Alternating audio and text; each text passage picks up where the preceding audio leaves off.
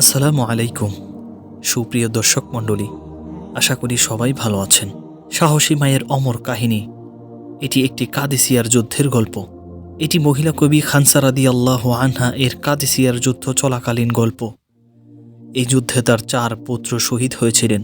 আজকের ভিডিওতে আমি আপনাদের মাঝে এই মায়ের অমর কাহিনী তুলে ধরব। তাহলে চলুন শুরু করি। কাদেসিয়ার বিশাল প্রান্তর। 635 খ্রিস্টাব্দ মোতাবেক 16 হিজরি মুসলমান ও কাফের সৈন্যদের পদভারে কাদেসিয়ার প্রান্তর আজ প্রকম্পিত। মুসলমানদের সৈন্য সংখ্যা 30,000।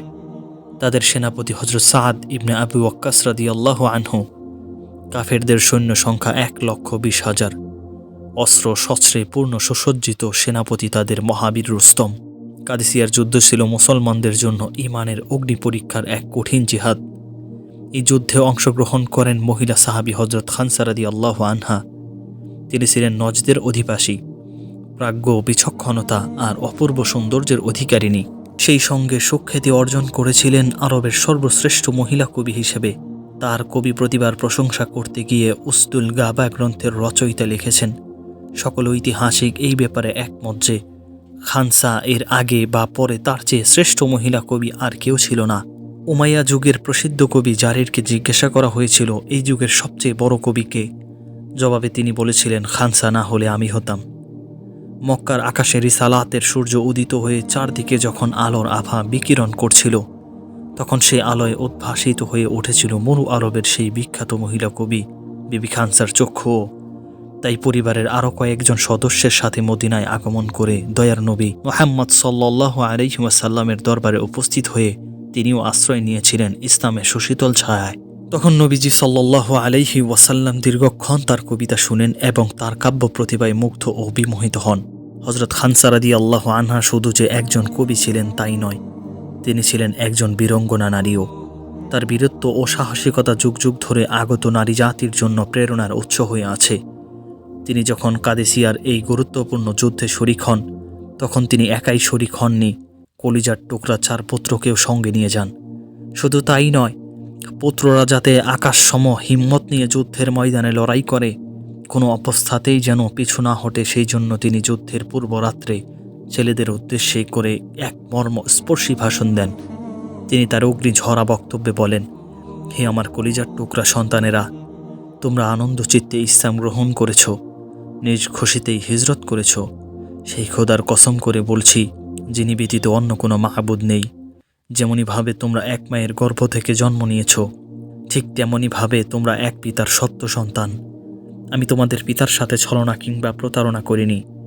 নিজ চরিত্রের ধারা তোমাদের মাত্র তুলগোত্রকেও যেমন লাঞ্ছিত করিনি, তেমনি কলঙ্কিত করিনি তোমাদের বংশগৌরবকেও। তোমাদের বংশধারা নিষ্কলুষ নিষ্কলঙ্ক। প্রিয় সন্তানেরা, তোমাদের জানা আছে আল্লাহর পথে জিহাদ করার সওয়াব কত বেশি।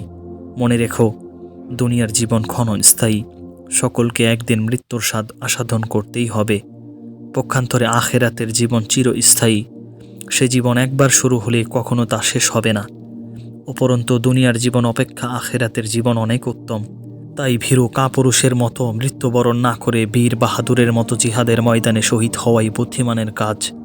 স্নেহের ছেলেরা, শোনো, এ হচ্ছে কাদেসিয়ার রণাঙ্গন। কঠিন পরীক্ষার সময় এখন। আগামীকাল সকালে তোমাদের যুদ্ধের ময়দানে যেতে হবে।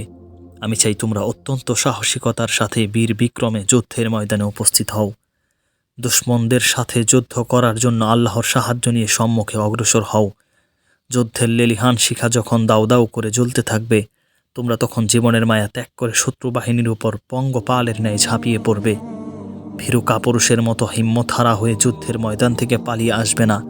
পরের দিন যুদ্ধ শুরু হলে মায়ের উপদেশ অনুযায়ী ইসলামের এই সূর্য সৈনিকরা আল্লাহু আকবার ধ্বনিতে আকাশ বাতাস কাঁপিয়ে তুলে রণাঙ্গন ঝাঁপিয়ে পড়েন। তারপর ইতিহাসের পাতায় জ্বলন্ত দৃষ্টান্ত স্থাপন করেন অসীম শৌর্য, বীর্য আর অপরিসীম সাহসিকতার। তাদের তাজা রক্তে রঞ্জিত হয় জিহাদের ময়দান। আল্লাহর রাহে শহীদ হন একে একে 4 ভাই। সকলেই আস্বাদন করেন শাহাদাতের পিয়ালা। সন্ধ্যা হয় অবস্থা। কিছুক্ষণ পূর্বে যুদ্ধ শেষ হয়েছে, মুসলমানদের বিজয় সুসিত হয়েছে। শোচনীয়ভাবে পরাজয় বরণ করেছে পারস্য সম্রাটের বিশাল বাহিনী। সেই সঙ্গে নিহত হয়েছে পারস্য সম্রাটের অহংকার মহাবীর রুস্তম। এদিকে বিধবা নারী খানসা রাদিয়াল্লাহু আনহা পুত্রদের আগমন অপেক্ষায় দাঁড়িয়ে আছেন। দেখছেন অনেক মা বোন তাদের স্বামী সন্তান ও ভাইদের নিয়ে ফিরে আসছে। তারা আনন্দ প্রকাশ করছে, কিন্তু তার পুত্ররা আসছে না। মুজাহিদের দল আসে, আবার চলে যায়, কিন্তু সেখানে তার ছেলেদের কোনো দেখা নেই। বেশ কিছুক্ষণ অপেক্ষা করার পর এক সময় তিনি খবর পেলেন তার 4টি ছেলেই দিনের জন্য বুকের তাজা রক্ত ঠেলে দিয়ে শহীদের মর্যাদা লাভ করেছেন। এ সংবাদ প্রাপ্ত হয়ে কবি খানসা রাদিয়াল্লাহু আনহা এর চেহারায় হাসির ভাব ফুটে উঠল। মুজাহিদরা ভাবল, 4 পুত্র হারানোর শোকে মহিলা বোধহয় পাগল হয়ে গেছেন। এখনই তিনি দুঃখের ভার সইতে না পেরে কাপড় ছিঁড়তে শুরু করবেন, রক্তাক্ত করে দিবেন মাথাটাকে পাথরে ঠুকে ঠুকে। কিন্তু ক্ষণকাল পর সকলকে অবাক করে দিয়ে হযরত খানসা রাদিয়াল্লাহু আনহা বললেন, সমস্ত প্রশংসা ওই আল্লাহর জন্য, যিনি আমার ছেলেদের শাহাদতের ওসিলায় আমাকে ইজ্জত দান করেছেন। আজ আমার মহা আনন্দের দিন। আমার মতো ভাগ্যবতী মা আর কে আছে? আমার 4 সন্তানকে আমি বিনা হিসেবে জান্নাতে পাঠাতে পেরেছি। এদেরকে গর্ভে ধারণ করে আমার নারী জীবন সার্থক হয়েছে। হে আল্লাহ, তুমি আমার 4 পুত্রকে কবুল করে শহীদের মা হওয়ার সৌভাগ্য দান করেছ। এই আনন্দ আমি রাখব কোথায়? হে রহমানুর রাহিম, কিয়ামতের মাঠে আমি গর্ব করে বলবো, আমি 4 শহীদের মা। আমি তোমার নিকট এই আশা পোষণ করি যে ছেলেদের সাথে আমাকেও তুমি আপন রহমতের ছায়ে আশ্রয় দান করবে। সম্মানিত মা ও বোনেরা, উল্লেখিত ঘটনা দ্বারা বোঝা গেল পৃথিবীর বুকে আল্লাহর এমন বান্দিও রয়েছেন যিনি আপন 4 জন যুবক সন্তানকে যুদ্ধের অনলে ঝাঁপিয়ে পড়ার জন্য উৎসাহ দিচ্ছেন। আবার সকলেই শহীদ হওয়ার পর আল্লাহর দরবারে প্রাণ ভরে শুকরিয়া আদায় করছেন। তাই আসুন আমরাও আমাদের সন্তানদেরকে সত্য পথের সৈনিক হিসেবে তৈরি করি, ইসলামের শত্রুদের দাঁত ভাঙ্গা জবাব দেওয়ার প্রেরণা যোগাই। তবে হ্যাঁ, আপনার এই তৈরিকরণ ও প্রেরণা প্রদান যেন অবশ্যই ইসলাম সমর্থিত হয়, অর্থাৎ এমন যেন কখনোই না হয় আপনি আপনার সন্তানকে কিংবা অন্য কাউকে ইসলামের বিপক্ষ শক্তির বিরুদ্ধে এমন পথে উদ্বুদ্ধ করলেন যা গোটা বিশ্বের আলেম সমাজের নিকট কশ্চিন কালেও গ্রহণযোগ্য নয়। যেমন বোমাবাজি করে মানুষ হত্যা করা, আত্মঘাতী বোমা হামলা চালানো ইত্যাদি। হে আল্লাহ, তুমি আমাদের ইসলামের মর্মবাণী সঠিকভাবে বুঝে তদনুযায়ী আমল করার তৌফিক দাও। আমিন সুম্মা আমিন। সুপ্রিয় দর্শক মণ্ডলী, আশা করি আজকের ভিডিওটি আপনাদের কাছে ভালো লেগেছে। ভিডিওটি ভালো লাগলে লাইক, কমেন্ট, শেয়ার এবং সাবস্ক্রাইব করতে ভুলবেন না। অবশ্যই আপনার মূল্যবান মতামত কমেন্টে জানাবেন। ধন্যবাদ।